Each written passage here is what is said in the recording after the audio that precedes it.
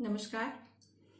आज हम लोग एजुकेशनल मेजरमेंट और इवैल्यूएशन के एक महत्वपूर्ण टॉपिक पे बात करने वाले हैं। वो टॉपिक है नॉर्म्स।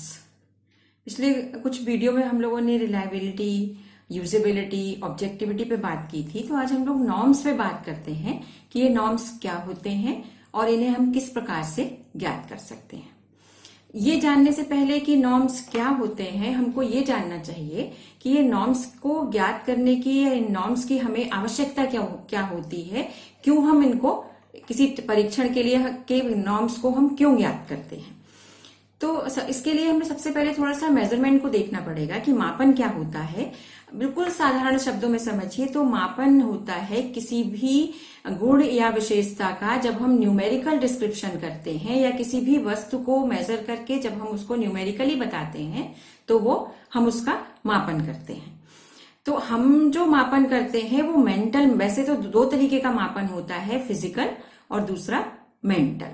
जो भौतिक या फिजिकल मापन है उसमें हमारे पास जो यूनिट्स होती हैं मेजर करने के लिए वो बहुत स्पेसिफिक यूनिट्स होती हैं और उसमें एक ट्रू जीरो पॉइंट होता है। जब हम कहते हैं कि जीरो वेट तो इसका मतलब कि कोई भी भार अब नहीं है, या 0 किलोमीटर की दूरी तो फिर कोई भी दूरी अब नहीं बची है। लेकिन जो मेंटल मेजरमेंट होता है उसमें 0 पॉइंट नहीं होता, कोई एब्सोल्यूट 0 पॉइंट नहीं होता है। और जैसे कि फिजिकल मेजरमेंट में दो यूनिट्स के बीच का जो दूरी होती है वो इक्वल होती है, मेंटल मेजरमेंट में ऐसा नहीं होता। जो दो यूनिट्स होती हैं उनके बीच की दूरी फिजिकल वो इक्वल नहीं होती।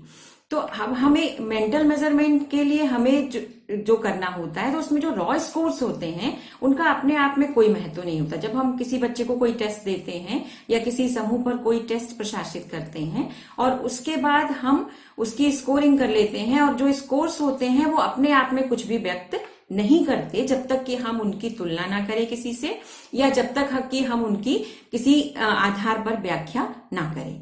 लेकिन फिजिकल मेजरमेंट में ऐसा नहीं होता है। अगर हम बता दें कि कोई 10 किलो का है तो वो 10 किलो का है, या हम ये बताएं कि ए स्थान 10 किलोमीटर दूर है और बी स्थान 20 किलोमीटर दूर है, तो ए स्थान से बी स्थान की दूरी दुगनी हम बता सकते हैं। लेकिन मेंटल मेजरमेंट में ऐसा नहीं होता है। हम ये नहीं कह सकते हैं कि जिसके 30 अंक आए हैं और जिसके 60 अंक आए हैं तो 30 अंक वाले से 60 अंक वाले के अंक दुगने हैं। हम ऐसा इंटरप्रिटेशन नहीं कर सकते, क्योंकि हमें उस इंटरप्रिटेशन के लिए हमें बहुत सारे आधार चाहिए और उन्हीं आधारों की पूर्ति करने के लिए यहाँ हम किस तरीके से अपने रॉ स्कोर्स को मीनिंगफुल बनाएं, उनकी कैसे व्याख्या करें, उसके लिए हमें नॉर्म्स की आवश्यकता पड़ती है। अब जो रॉ स्कोर्स हमारे पास आते हैं उनको हम दो तरह से इंटरप्रेट कर सकते हैं, दो तरह से उनकी व्याख्या कर सकते हैं। जो पहला आधार है व्याख्या करने का वो क्राइटेरियन रेफरेंस्ड इंटरप्रिटेशन है और जो दूसरा आधार है वो नॉर्म रेफरेंस्ड इंटरप्रिटेशन है। अब हम जाने कि क्राइटेरियन रेफरेंस इंटरप्रिटेशन क्या होता है। क्राइटेरियन क्या है?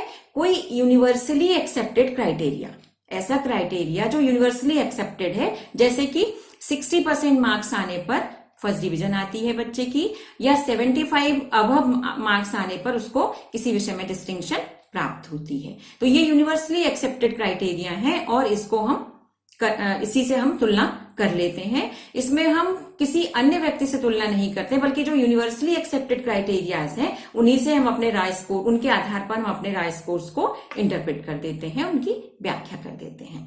लेकिन जो नॉर्म रेफरेंस्ड है उसमें क्या है कि हम किसी मानक के साथ में, मतलब हम जब किसी दूसरे के साथ में तुलना करते हैं तब हम वो नॉर्म रेफरेंस्ड होता है। हम किसी दूसरे समूह के साथ तुलना करते हैं तो वो नॉर्म रेफरेंस्ड इंटरप्रिटेशन होता है।